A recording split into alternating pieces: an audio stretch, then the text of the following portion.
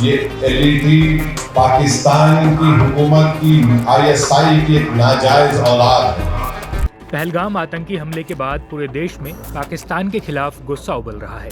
भारत सरकार ने इस हमले के लिए पाकिस्तान को जिम्मेदार माना। इसके बाद ही भारत ने सिंधु जल संधि को स्थगित कर दिया, जिसके बाद से ही दोनों देशों के रिश्तों में तनाव देखने को मिल रहा है।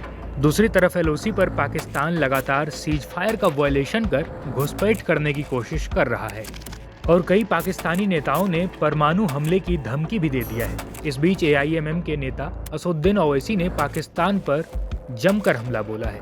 उन्होंने यहाँ तक कह दिया कि लश्कर ए तैयबा पाकिस्तान सरकार की नाजायज औलाद है। ओवैसी ने पाकिस्तान को आतंकवाद का गढ़ बताते हुए उसकी परमाणु बम वाली गीदड़ भभकी का भी जवाब दिया है।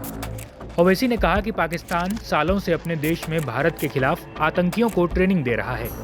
ये लश्कर ए तैयबा पाकिस्तान सरकार की नाजायज औलाद है। फिर आप ये भी जानते हैं कि हमारे भारतीय संविधान का अनुच्छेद 355 कहता है कि अगर किसी राज्य पर बाहर से हमला होता है तो उसे रोक देना चाहिए, इसलिए हम चुप नहीं बैठेंगे। आइए आपको उनका पूरा बयान सुनाते हैं।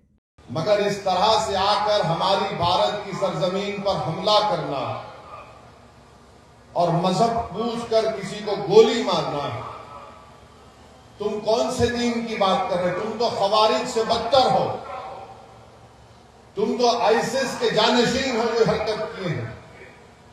वो कौन था जो दहशतगर्दों से उनका हथियार लेते हुए जिसकी जान चली गई? वो कौन था जो अपने कंधे पर जख्मी लोगों को बिठाकर 40 मिनट चलकर नीचे लेकर आया? वो कौन था? कश्मीरी था जो एक मासूम बच्चे को उठाकर उसकी जान बचा रहा था। दरअसल पाकिस्तान सरकार के एक मंत्री ने दावा किया कि पाकिस्तान के पास दुनिया का सबसे शक्तिशाली परमाणु बम है। भारत के लिए गोरी, शाहीन, गजनवी जैसे 130 बम और मिसाइलें तैयार रखी गई है। पाकिस्तान ने अपनी सीमा की सुरक्षा सुनिश्चित करने के लिए पूरे इंतजाम कर लिए हैं।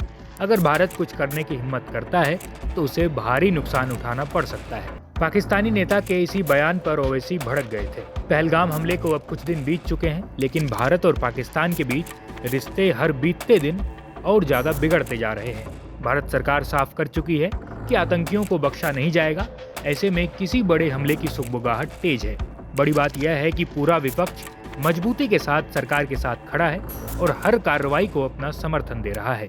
Bureau report, India.com।